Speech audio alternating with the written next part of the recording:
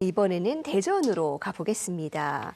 이 마약 문제가 요즘은 이 청소년이라고 해서 여예가 아닌데요. 이 최근 대전에서 이 학교 주변에 마약이라는 단어가 포함된 광고를 금지하는 내용의 조례가 입법 예고됐다고요. 네, 그렇습니다. 주변에 마약 떡볶이, 마약 김밥과 같은 상호명을 내건 가게가 참 많은데요. 저도 오늘 한번 핸드폰으로 지도 어플을 켜서 EBS 주변에 마약 간판을 내건 곳이 몇 곳이나 되는지 찾아봤습니다. 초등학교와 고등학교가 밀집된 지역인데 4곳이나 됐습니다. 특히나 아이들과 청소년이 좋아하는 상품과 음식에 자주 이 마약이라는 단어가 사용되고 있는데요. 이번에 대전시의회에서 지난 15일 입법 예고된 조례안은 마약 용어의 남용을 근절하기 위한 내용이 담겼습니다. 학교나 학교 설립 예정지 주변 200m 안에서 이름에 마약 문구가 들어가는 상품을 광고하거나 판매하지 못하도록 하는 내용인데요. 학생들에게 마약을 익숙하게 만들어 경각심을 낮춘다는 문제의식에서 조례를 발의했다고 시의원은 설명했습니다.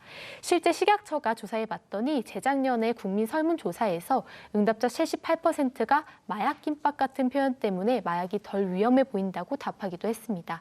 이후 조례가 본회의에 통과되면 마약 상호를 사용하는 현황에 대해 교육장과 학교장이 실태 점검을 하고 조사 결과를 공개하는 것도 가능해집니다. 예, 이게 뭐 대전만의 상황은 아닐 것 같은데요. 이 다른 지역은 어떻습니까? 네, 다른 지역에서도 비슷한 내용의 조례가 발의된 경우가 있었습니다. 재작년엔 서울과 경남에서, 지난해는 강원과 경기, 울산에서 발의가 됐는데요.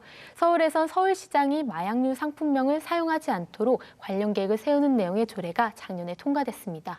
하지만 추진 중 반발이 거세 통과되지 못한 경우가 다수였는데요. 경기에선 조례가 입법 예고 되고 나서 상정이 보류되는 일도 있었습니다. 상표권과 영업권을 과도하게 침해한다는 비판 때문이었는데요. 하지만 최근에는 청소년 마약 문제가 날이 갈수록 심각해지다 보니 국회도 발을 벗고 나섰습니다. 영업자가 마약 관련 용어를 식품들의 표시, 광고에 사용하지 않도록 권고하는 개정안이 최근 통과된 겁니다.